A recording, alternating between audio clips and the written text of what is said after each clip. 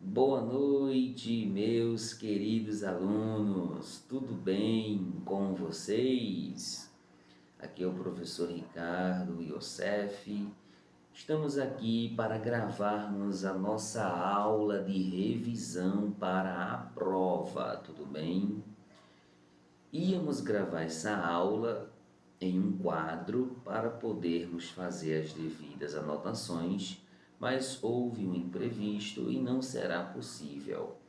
Então vamos gravar daqui mesmo, de maneira bem rápida, bem objetiva e pegar ali os pontos principais que vai cair na nossa avaliação de geografia do primeiro bimestre.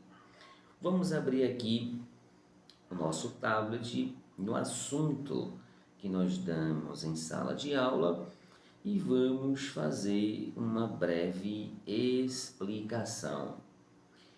Queridos, em primeiro lugar, nós vimos as características do território brasileiro. As características do território brasileiro. E também nós vimos a economia no espaço rural e urbano. Então, basicamente, a nossa avaliação vai estar dividida entre esses dois assuntos. 6 ou 7 questões sobre as características do território brasileiro e 3 ou 4 questões falando sobre a economia no espaço rural e urbano, ok? Lembrem-se que em sala nós passamos o conteúdo do território brasileiro mostrando 7 características de nosso território. Então é muito importante que vocês façam uso do caderno para ler as 7 características, porque isso vai fazer com que o assunto esteja bem fresquinho na sua mente. Então vamos lá. A primeira característica que nós elencamos foi sobre a posição no globo terrestre. Então deixa eu refrescar aqui a nossa mente. Nós falamos algumas coisas sobre a posição do Brasil no globo terrestre.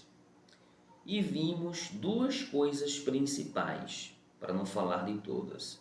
Primeiro, a localização do Brasil em relação à linha do Equador e a localização do Brasil em relação ao meridiano de Greenwich. A linha do Equador é aquela que divide o planeta em sua linha horizontal, dividindo o planeta Terra em hemisférios norte e sul.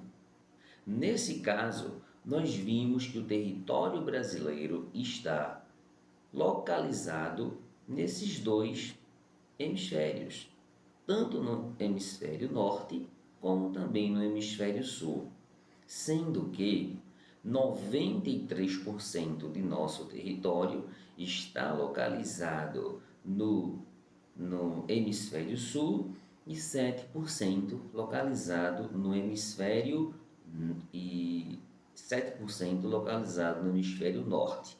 Grava essa informação na tua mente porque é muito importante, tá bom? E a segunda linha que divide o nosso planeta é o meridiano de Greenwich. E ele divide o planeta com uma linha, ó, na vertical, horizontal. Vertical é o meridiano de Greenwich e horizontal a linha do Equador. Pegando por base esse meridiano de Greenwich, o planeta é dividido em hemisfério ocidental e hemisfério oriental.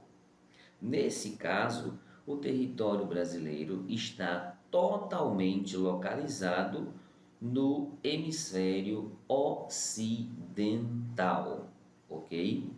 Essa informação também é muito importante para você gravar na mente para não esquecer, ok? Segundo lugar, nós destacamos outra característica que foram as fronteiras. As fronteiras brasileiras. E sobre fronteira, nós debulhamos de algumas formas. Em primeiro lugar, o conceito de fronteira. Fronteira é o que? É aquilo que delimita poder de um país. A fronteira delimita poder de um país. Coloque isso na mente. Fronteira delimita poder de um país e não de um estado, unidade federativa ou de municípios, ok? Nem de continentes. O poder, a fronteira delimita poder de um país, delimita poder soberano e administrativo de um estado com E maiúsculo. E as fronteiras são linhas que delimitam o território entre nações. Nações, países e estados com E maiúsculo, já que o estado com E maiúsculo indica países, né, nações soberanas, independentes, e estados com E minúsculo são unidades federativas, ok? A fronteira brasileira é uma das mais extensas do mundo, tá ok?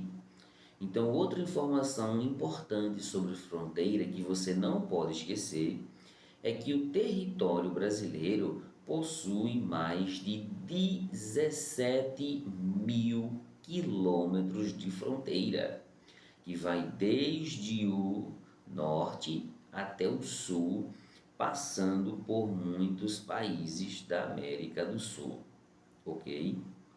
Outra informação muito importante sobre fronteira que você não pode deixar de lembrar é que o Brasil faz fronteira com 10 nações da América do Sul e ainda com uma nação colonial, que é o caso da Guiana Francesa, pertencente à França.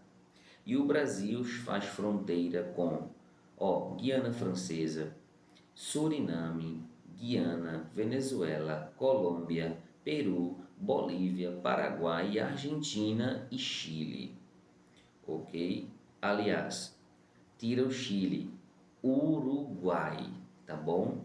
Em contrapartida, o Brasil não faz fronteira com Chile e Equador. Outro ponto importantíssimo: o Brasil não faz fronteira com o Chile e o Equador.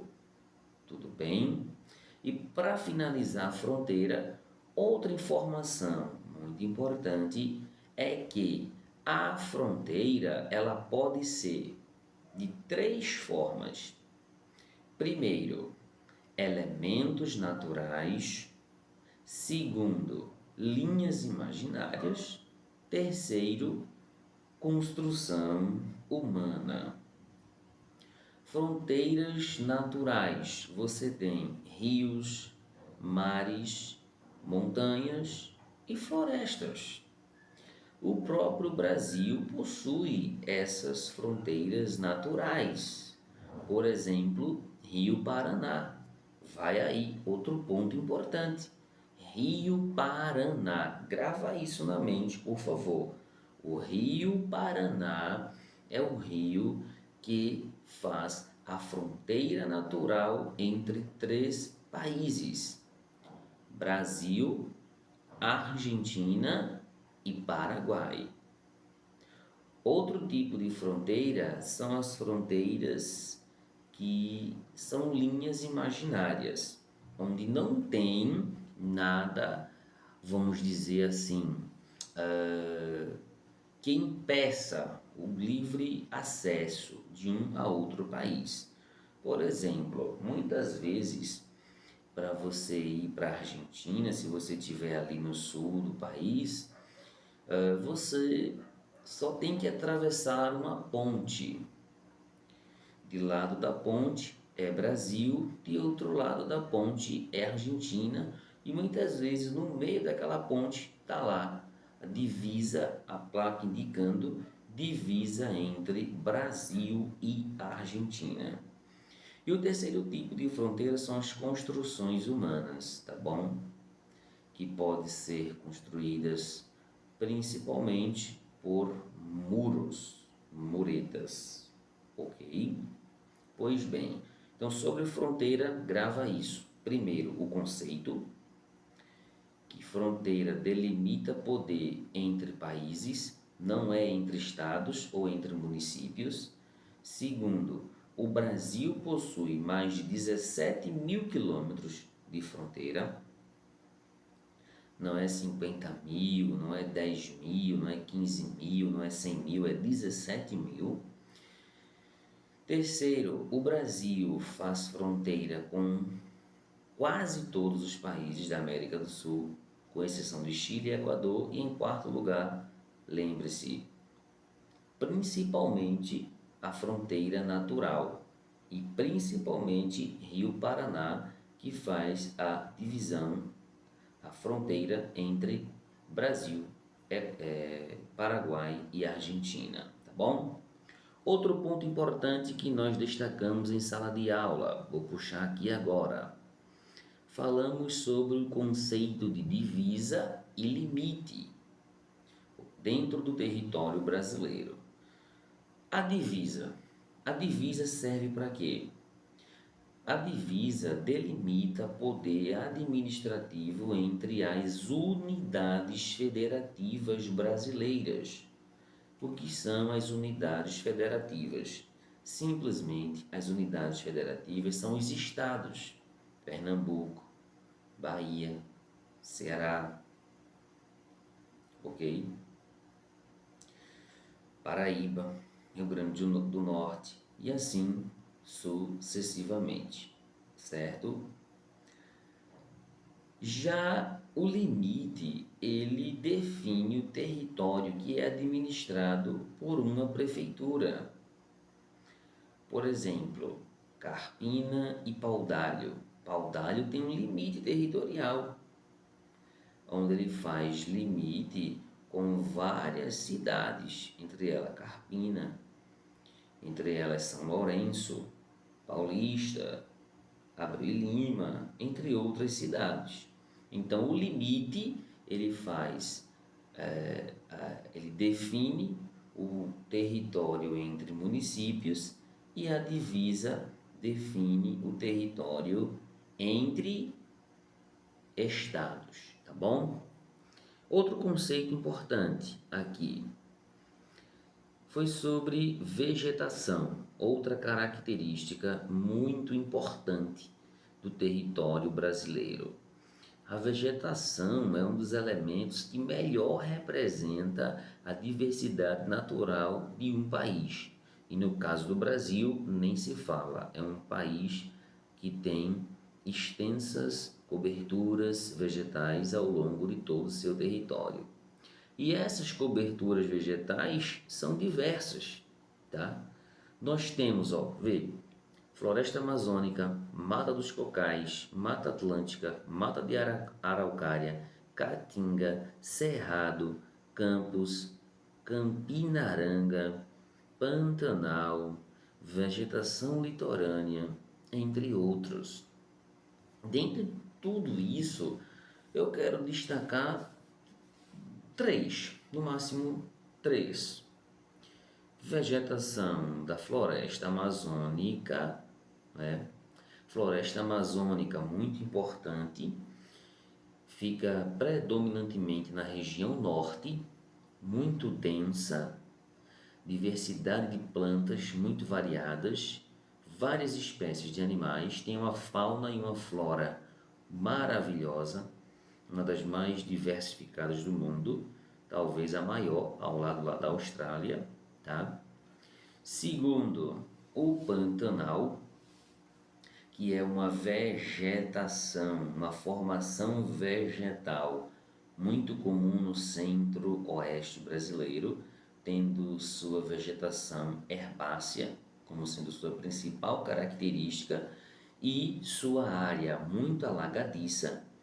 E detalhe, grava isso, a mais importante, a caatinga. A caatinga é a vegetação típica da região Nordeste, que é uma vegetação de clima mais seco, clima semiárido, praticamente toda a região Nordeste, ou na verdade, estou exagerando, né? Mas a parte do sertão nordestino, e também é totalmente dentro do território brasileiro. É seca, vegetação rasteira, muito sofrida, e essa é a caatinga brasileira, típica demais na região Nordeste brasileira. Grava isso, tá bom? Isso é muito importante. Em seguida, nós destacamos o que? Relevo. Relevo são nada mais nada menos que formas da superfície terrestre, que é dividida em 4 partes: montanha, planalto, planície e depressão. O Brasil é geralmente definido como tendo 3 partes. O relevo tem 3 partes: planalto, planície e depressão. E grava isso, tá? Planície, planalto primeiro, acima de 200 metros, planície abaixo de 200 metros, e depressão é aquela partezinha que faz aquele zigue-zague subindo e descendo, tá bom? E o território brasileiro não é muito típico de ter montanhas. As montanhas são acima de 1.200 metros, 1.300, e o relevo brasileiro é considerado relativamente baixo porque ligeiramente é abaixo de 1.200 metros, tá bom? E a última característica destacada foi a rede hidrográfica, onde a gente destacou a extensa rede hidrográfica brasileira, com os principais rios: Rio Amazonas, Rio São Francisco, Rio Paraná. Destacamos algumas partes dos rios com a sua nascente, que é a origem, com o seu leito, que é toda a área ocupada pelos rios, os seus afluentes, que é o rio que deságua em outro rio, a sua confluência, que é o encontro entre rios, a sua margem, faixas de terra imersa situadas nas laterais do curso d'água, os meandros, que são as curvas acentuadas formadas em rios de planície, como também a sua foz, que é onde o rio deságua no mar ou em um rio de maior porte, tá bom?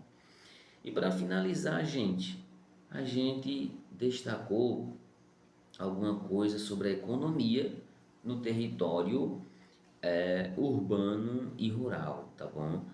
E a gente explicou que o Brasil tem ali basicamente 3 setores da economia.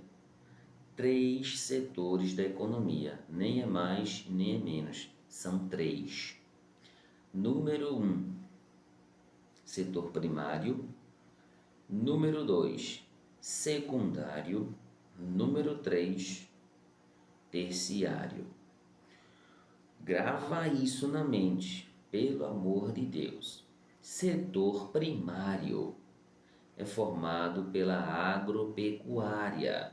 A agropecuária é a junção de 2 ramos da economia brasileira: a agricultura e a pecuária, ambos fazendo parte do setor primário. Na agricultura, destacamos as grandes plantações e cultivos no Brasil, como a cana-de-açúcar, o café, o algodão, o arroz, o milho e a soja. E na pecuária, destacamos a criação de bovinos, caprinos, suínos, aves e etc. Tá bom? Já o setor secundário é o setor das indústrias brasileiras. É onde é produzido o material, é onde é produzido em si a comida. Por exemplo, macarrão. Macarrão é produzido através do trigo. E o terceiro setor é o setor terciário, que é o setor do comércio. E aí abrange todas as redes de vendas do Brasil, desde o supermercado até a feira livre. Tudo isso está no comércio. Para a gente finalizar, eu quero destacar primeiro as indústrias e os benefícios que as indústrias trazem. As indústrias fazem o quê? Trazem o quê de benefício para a população? Um dos benefícios que as indústrias trazem para a população brasileira é emprego e renda, muito necessário para o desenvolvimento da economia brasileira, tá bom? Em segundo lugar, para concluir, eu destaco a agricultura. Falamos em sala de aula sobre 5 tipos de agricultura. Pelo amor de Deus, você precisa gravar esses 5 tipos de agricultura. Tem que gravar, tem que saber. Agricultura familiar, agricultura patronal, agricultura moderna, agricultura orgânica e agricultura tradicional. Vou repetir a parte da tradicional. Agricultura tradicional, agricultura familiar, agricultura patronal, agricultura moderna e agricultura orgânica. Cinco tipos de agricultura. Grava isso na mente, repete várias vezes essa informação na mente, porque você não pode esquecer, tá ok?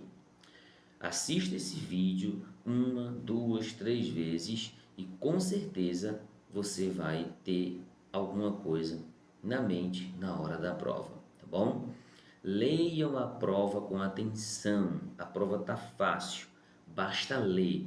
Você lendo, prestando atenção, você consegue, tá bom? Forte abraço, fica com Deus.